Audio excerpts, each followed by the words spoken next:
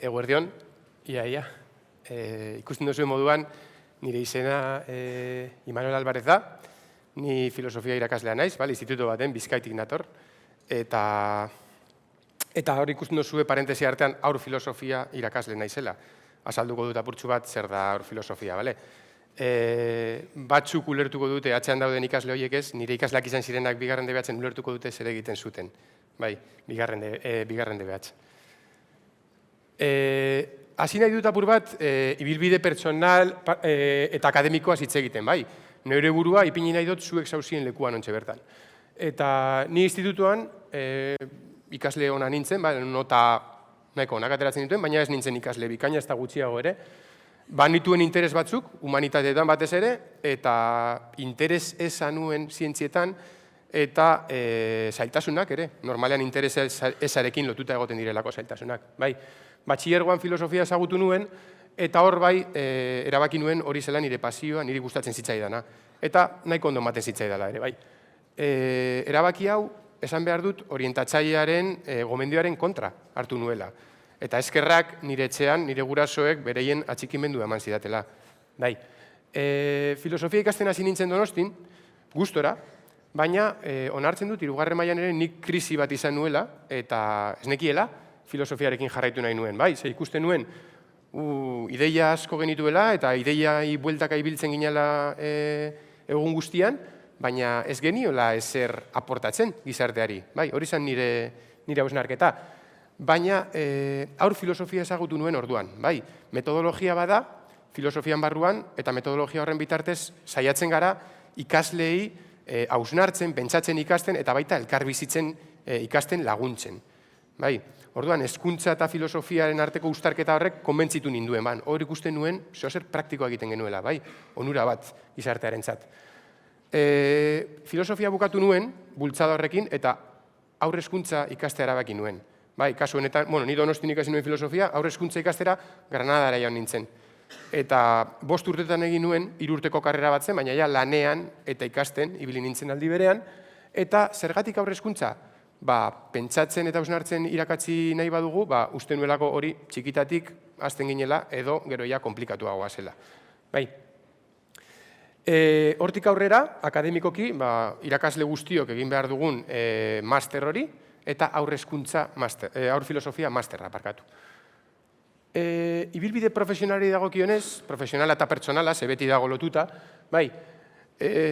hasi nahi nuen esaten, kualifikazio berezia eskatzen ez duten lanetan ibili nintzela urte askotan. Lehengo ikasketekin uztartzen, baina gero, irakasle moduan lan atopatzen ez nuen bitartean, urte batzuk ere jarraitu nuen horrelako lanetan.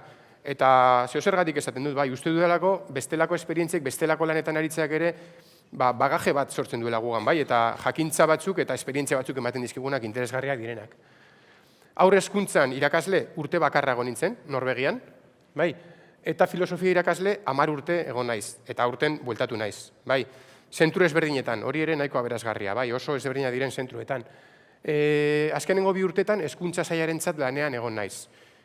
Lehenengo urtean, filosofia eta filosofiarekin lotutako kurrikulumak diseinatzen, alegia irakasleek zer eman beharko duten erabakitzen apur bat, eta bigarren urtean berritzegunean, aholkularitzan eta irakaslei formakuntzak ematen.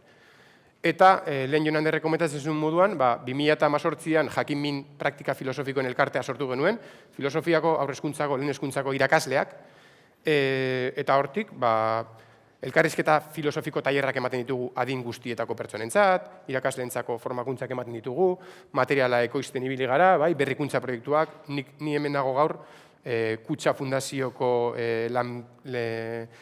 langilei elkarrizketa filosofiko formakuntza bat emanielako hain zuzen ere. Hausnarketa. Ibilbide akademiko eta profesional honen gaineko nire hausnarketa pertsonala.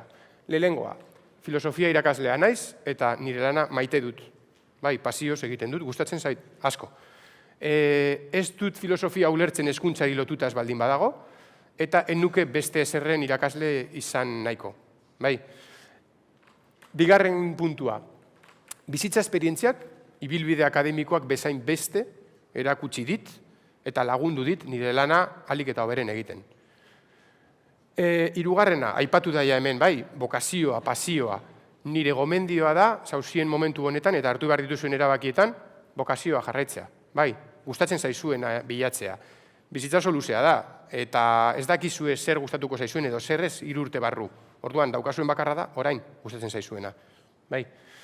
Lehen ere komentatu da moduan, onartu hankasartzeak. Bai, agian hasten zarete karrera bat, eta konturatzen zarete hori ez dela zuentzako, hori zaizuela gustatzen. Hankasartzeak bizitzaren parte dira, ni atzera bueltatuko banintz, enuke aurre hezkuntza ikasiko. Bai, segurenik doktoratu bat egingo nuke, bai, baina bizitza horrela da, bai, ezin da atzera bueltatu. Eta azkenik nik tokatzen zaidan partetik, pertsonekin lan egitea zeinen polita eta berazgarria den azpimarratu nahiko nuke, bai. Pertsonekin lan egitea zaila da, konplexua da, ze pertsonak gara, konplexuak, aldakorrak, bai, baina ederra da, bai. Bai, pertsonak beti eskerrenekoak dira, eta beraiei zehoz eraportatzen diezunean, beraiek ere bueltan ematen dizute. Bai. Baina zer da azaltzen dudan hori, bai, nik gero poster nahiko kutre bat egin dut, baina, bueno, etorri alzaria ikustera, eta gehiago azalduko dizuet interesa baldin baduzue, baina lau pintzela da eman nahi nituen, bai, zer da hor filosofia? Metodologia bada, bale? Elkarrizketa filosofikoan edo oinarrituta. Zergatik filosofia hezkuntzan, zergatik pentsatzen dut nik garrantzitsua dela? Ba, beste areto batetan, zientzietaz hitz egiten ari dira orain, zientziak oso importanteak dira, bai, baina badaude milaka galdera gure bizitzan oso garrantzitsuak direnak eta izango direnak, eta zientziak ez dituenak erantzungo, bai. Norberak erantzun beharko ditu, ez dute erantzun bat, ez dute erantzun objektibo bat, baina galderak egin beharko dizkiogu gure buruari, eta norbere erantzunak bilatzen ikasi beharko dugu, bai, horretarako hausnartzen ikasi beharko dugu.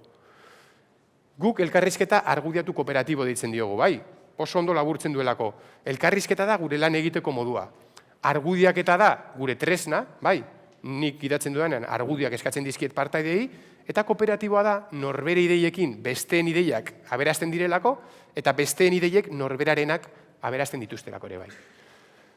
Azken finean ideia da, filosofatzea, filosofia ikasi ordez. Edo batxilergora heltzen garenean, filosofia ikastearekin batera, autoreak, ideiak eta guzti hori, filosofatzen, hausnartzen ere ikastea. Hasieratik metodologia honek helburu bikoitza dauka. Alde batetik, pentsatzen ikastea, hausnartzen ikastea, eta hor nire lana, gidari moduan, bai, adibideak, arrazoiak, aurrekariak, ondorioak eskatzen, baina beste alde batetik, komponente etiko-politiko garrantzitsua daukare, bai. Eta da, elkar bizitzen ikastea. Lan egiten dugu moduagatik, errespetua, zaintza, kooperazioa, lantzen ditugu. Bai. Eta bukatzeko, ja ez da beste diapositiba bat, baizik eta adibidez xume bat, zuek ulertzeko pizka bat nola egiten dugu lan, hasieran beti abia puntua dago, zeozer pizgarria dago, gure pentsamendua kolokan jartzen duena, eta normalean galdera bat dago, edo galdera batzuk, bai. Batzutan guk planteatzen ditugu eta beste batzutan ikaslek edo parte hartzaileek egiten dituzte. Kasu honetan ikusten duzu egoera, zeozer trukatzen ari dira, bi pertsona horiek, eta abia puntu galdera izango litzateke, zer ari dira trukatzen? Burmuina edo gorputza? Hortik abiatuta, identitatearen inguruko elkarrizketa bat hasiko genuke.